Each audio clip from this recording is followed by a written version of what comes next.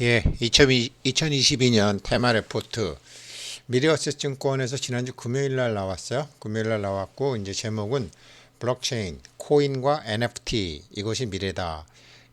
이학무 연구원, 서병수 연구원, 이민석 연구원 이 세 분이 거진 뭐 100페이지에 달하는 그 코인과 NFT 시장에 대한 레포트를 써놨습니다. 참 보니까 이제 저도 몰랐는데 플레이보이 잡지가 1953년도에 첫 발매가 됐고 그리고 마릴린 monroe가 이제 나왔나 봐요. 이 잡지 뭐 얼마 전에 뭐 팔린다고 그러더니 다 팔리고 그리고 사실은 저도 몰랐는데 이 플레이보이 회사가 그 미국 증권거래소 시장에서 지금 아주 주가도 상당히 좋게 움직이고 있더라고요.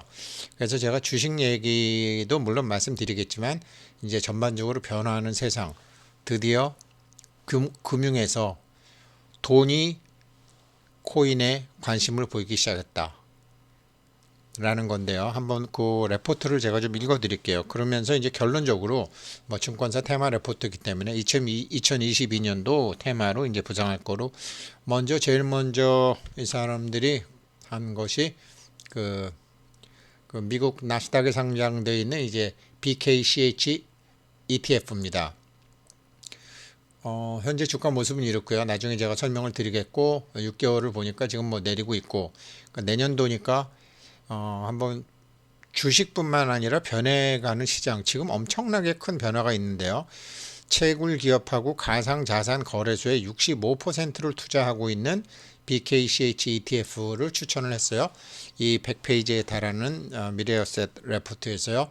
그 다음에는 이제 그 BITS 나스닥에 있는 BITS인데 뭐 현재 주가는 뭐 이런 모습이고 비트코인 선물과 BKCH를 반반씩 투자한 BITS ETF도 했어요. 뭐 비트코인 최근에 많이 내렸으니까 이것도 역시 뭐 내리니까 좋죠. 10% 가까이 이제 내렸네요. 지난 주말에. 그리고 이제 미국에 있는 실버게이트 캐피탈 상당히 최근에 많이 내렸지만 추세가 굉장히 좋고 왜 이것을 미래어셋에서 추천했나 봤더니 가상화폐 결제 인프라를 제공하고 있는 실버게이트 캐피탈 이 회사도 뭐 많이 올랐죠. 지난해 거진 뭐 268%가 올랐네요. 많이 올랐어요. 한번 보고 그 다음에 코인베이스 대표적인 이제 가상자산 거래소 코인베이스를 했는데 코인베이스도 추천을 했고요. 뭐 역시 뭐 최근에 이제 가상화폐 가격이 내리니까 좀 주가는 약해 있지만 지금 2022년도 테마입니다. 그리고 이제 한국 회사로는 하나 추천했어요. 그 블록체인 기술을 개발해서 글로벌 게임 플랫폼에서 지배적인 사업자가 될 것으로 봤다. 종목번호 112040 코스닥에 있죠. 코스닥에 있는 위메이드 주식 폼나죠. 자세히 한번 볼 필요가 있을 것 같고요. 그리고 이제 그 썸네일에 했던 플레이보이 잡지에 나스닥에 있네요. 나스닥에 있고 지난해에 뭐 246%가 올랐어요.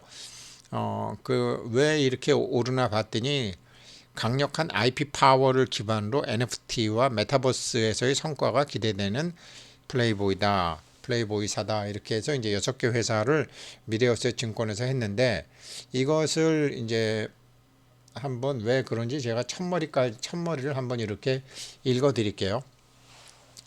2021년 12월 3일 지난주 금요일이죠. 블록체인, 코인과 NFT 이것이 미래다. 이것이 미래다. 예. 자, 그래서 제가 관심을 갖고 보고 있고 블록체인이 이끄는 시대의 변화가 이미 시작되었다. 블록체인 게임을 하며 경제 활동을 하고 디파이의 코인을 예치해 이자 수익을 벌어들이기도 한다. IT 기술의 발달이 블록체인이라는 기술의 형태로 컨텐츠와 금융의 근본적인 변화를 만들고 있다. 예, 컨텐츠와 금융의 근본적인 변화를 만들어 가고 있다는데 지금 현재 증권회사 직원은 코인 투자를 못하게 돼 있거든요. 그러니까 무시하는 거죠. 경쟁자를 보고 무시를 했는데 지금 바뀌는 것 같다라는 레포트 그런 게 바뀌는 것 같다라는 게 바로 이 미래어셋 증권의 레포트입니다.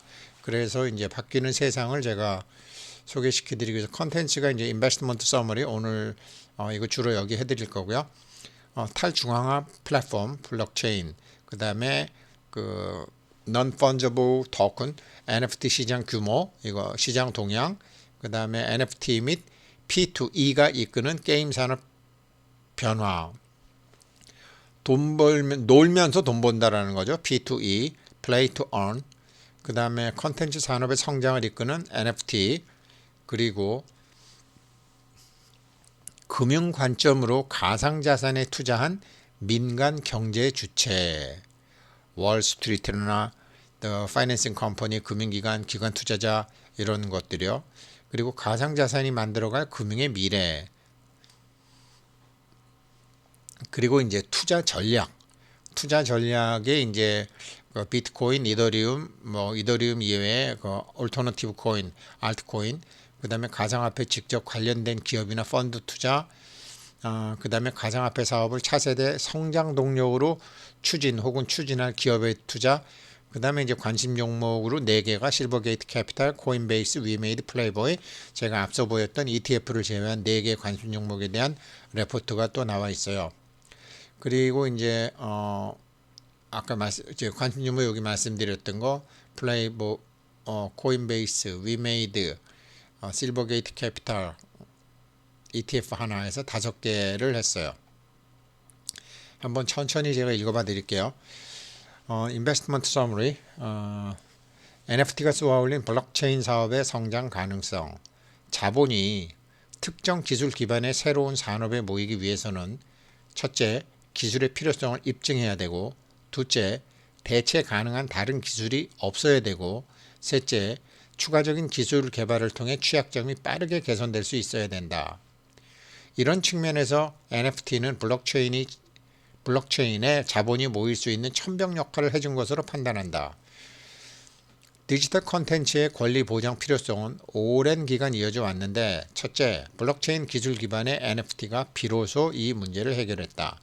둘째, NFT는 현존하는 다른 기술로는 대체할 수가 없다. 셋째, 거래 속도, 거래 비용, 디지털 콘텐츠의 안전한 파일 관리 등 문제 역시 새로운 블록체인과 관련 어플리케이션이 개발되며 빠르게 해결되고 있다. 그래서 이제 블록체인 산업이 앞으로 성장 가능성이 많다라는 거죠. 그 다음에 두 번째, NFT 활성화는 탈중앙화 플랫폼의 성장으로 이어질 것이다. 이 탈중앙화 플랫폼이라는 말 굉장히 중요한 말이죠. 블록체인에 자본이 몰리면서 블록체인만이 구현할 수 있는 새로운 산업인 탈중앙화 플랫폼이 성장할 수 있는 여건이 조성되었다. 최근에 중앙화 플랫폼이 고도화되며 여러 가지 폐해가 나타나자 탈중앙화 플랫폼에 대한 필요성이 높아지고 있어 시기적으로도 적절했다.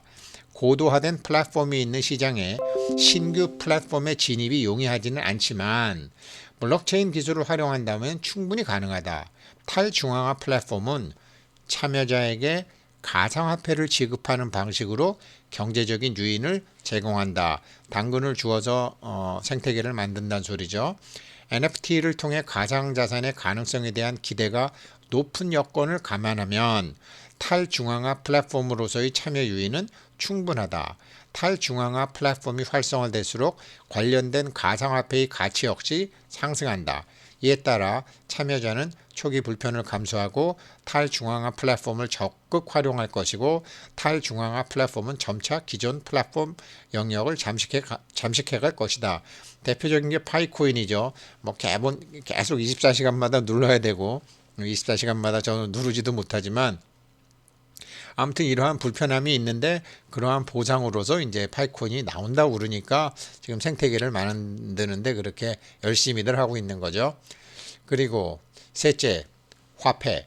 그 이상의 가치를 확인시켜주며 기존 금융 산업도 가상자산 시장에 진입한다. 가상자산이 화폐적인 성격만 강할 때는 기존 금융산업 입장에서는 무시하고 견제해야 될 대상이었다. 증권회사 직원은 못한다고 말씀드렸죠. 그러나 탈중앙화 플랫폼으로서의 성격이 부각이 되자 이제는 투자해야 될 대상으로 빠르게 변화하고 있다. 누가? 금융기관이. 이에 따라 기존 금융회사는 가상자산 투자를 적극적으로 검토 투자하고 있으며 가상화폐의 장점을 직접 자사의 금융사업에 접목하려고 시도하고 있다.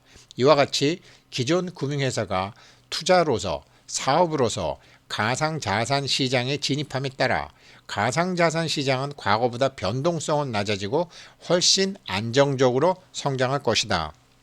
게릴라 부대들이 막 곳곳에서 설치다가 이제 기마군단이 들어간다는 소리죠. 우리나라도 우후 죽순처럼 난립하던 그 거래소를 지금 크게 그냥 4개로 지금 재편을 이제 해놓은 거죠. 초기 단계로 그렇게 이제 해놓은 거죠. 투자 전략.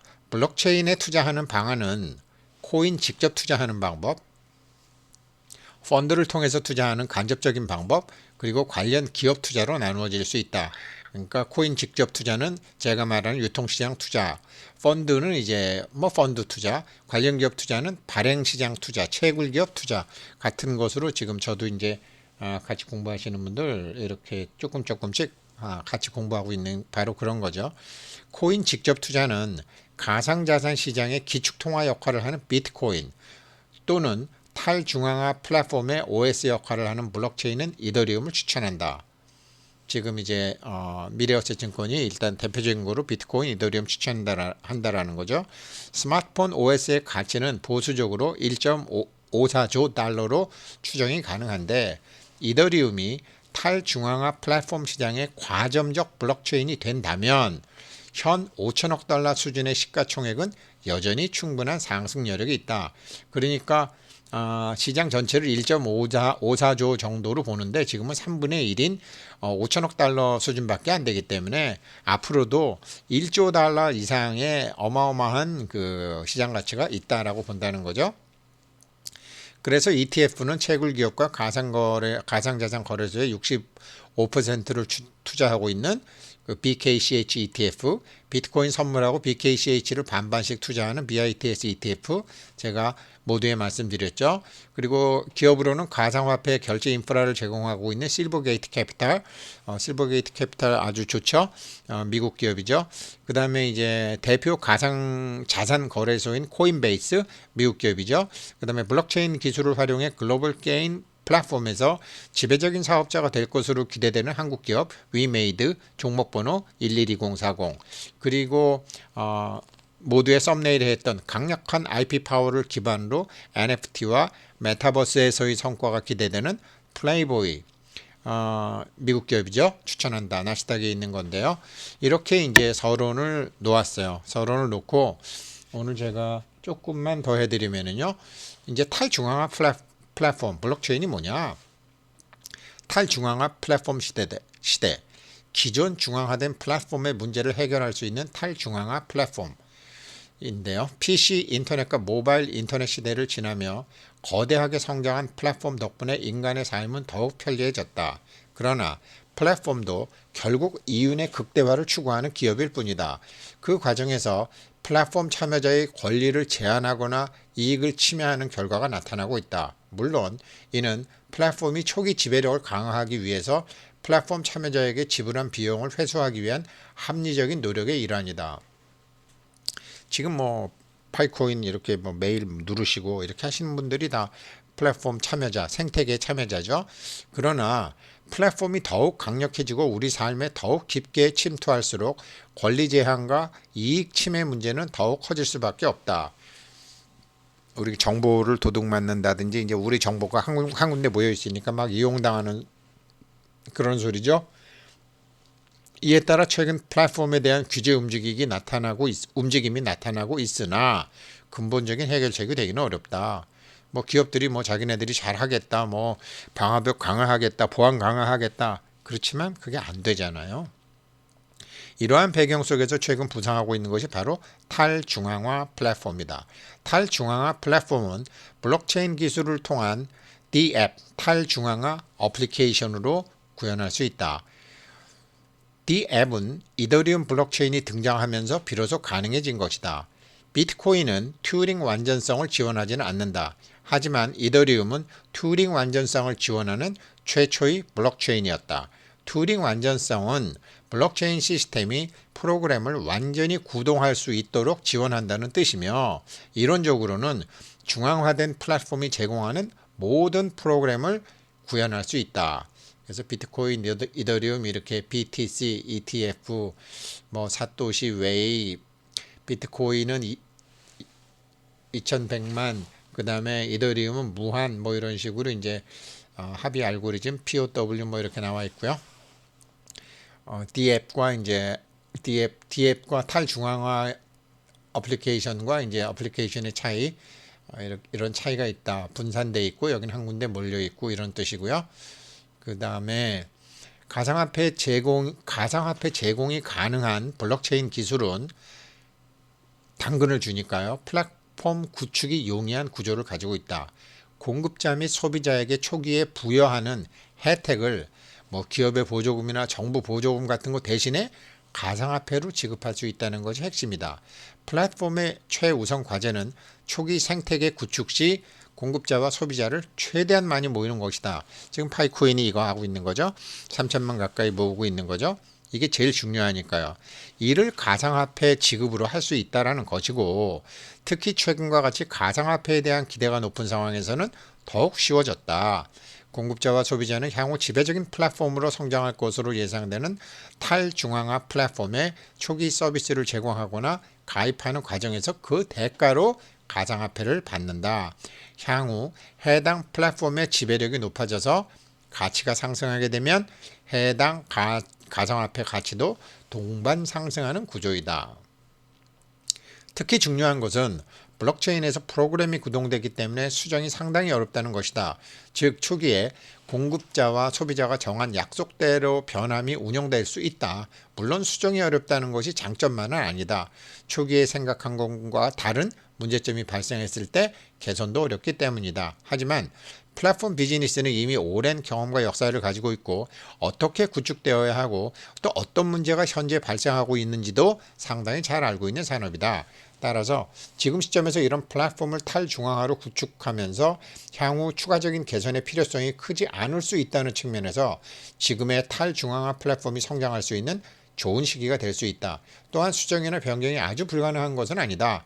가상화폐를 보유한 보유자의 지분 기준으로 50%를 초과하는 참여자가 찬성할 경우에는 새로운 프로그램으로 모두가 이전하는 방식으로 수정이 가능하다. 물론 이에 동의하지 않는 50% 미만의 참여자 중 일부가 이를 따르지 않으면 플랫폼이 쪼개질 수도 있다. 그러나 심각한 오류가 발견되면 민주적인 절차를 통해서 수정이 가능하다. 50%를 초과하는 참여자의 찬성이 있어야 한다는 것은 플랫폼이 개인의 이익을 침해하는 방향으로 수정되거나 변경되지 않게 하는 중요한 장치가 된다. 그러면서 이제 이 애플리케이션 생태계에 대한 뭐 이렇게 좀 시각적인 자료가 나와 있어요. 웹 3.0 시대의 필수적인 탈중앙화 플랫폼, 이 웹 3.0이라는 말도 이제 잘 기억하고 계셔야 돼요. 이것은 액조세 미사일처럼 목표를 딱 정하고 목표에 맞는 이제 그런 웹이라는 소리죠. 탈중앙화 플랫폼은 웹 3.0 시대의 필수적인 역할을 할 것이다.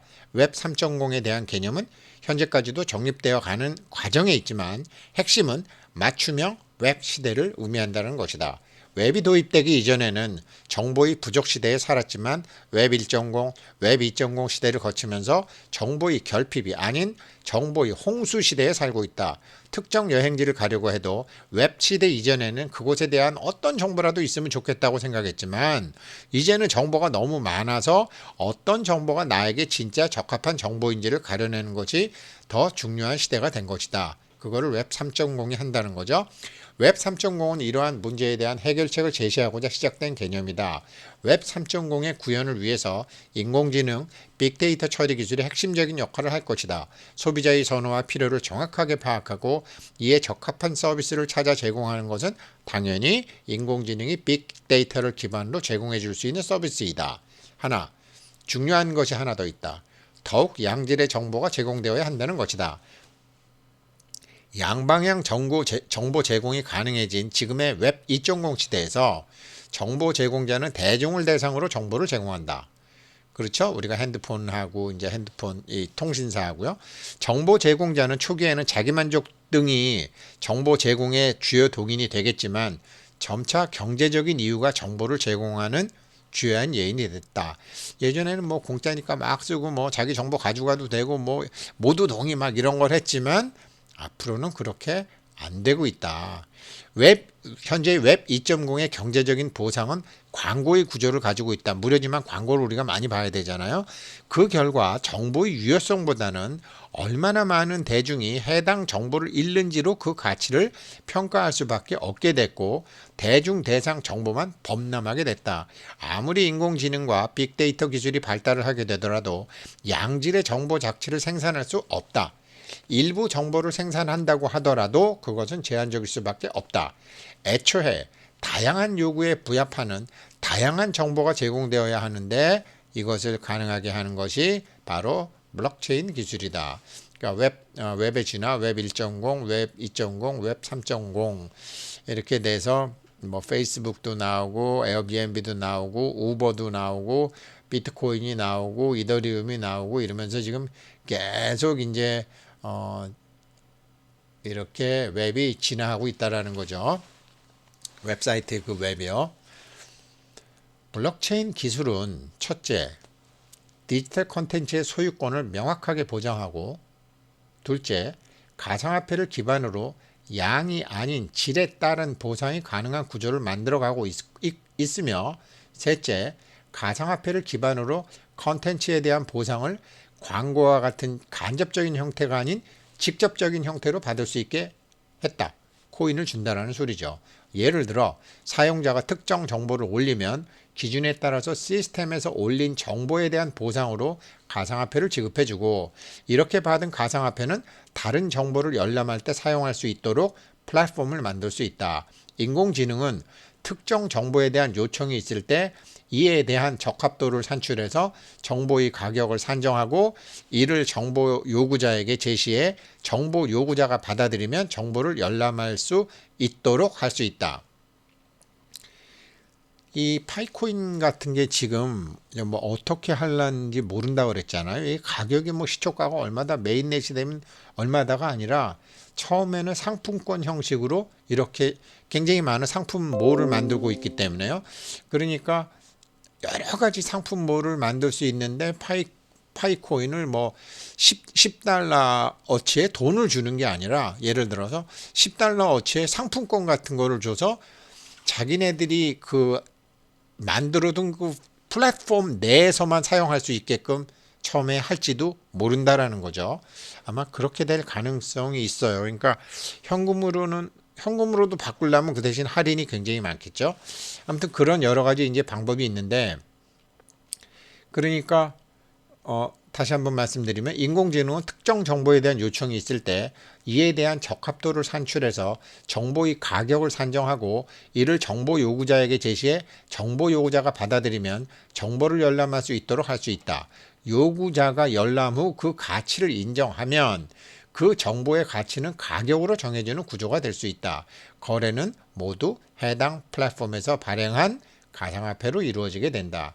이와 같은 가상화폐 기반으로 정보의 질을 추구할 수 있게 되고 그 소유권을 명확하게 함과 동시에 직접적인 보상이 가능한 구조를 만들 수 있어 웹 3.0 시대 도래에 중요한 역할을 하게 된다. 뭐가? 블록체인이요.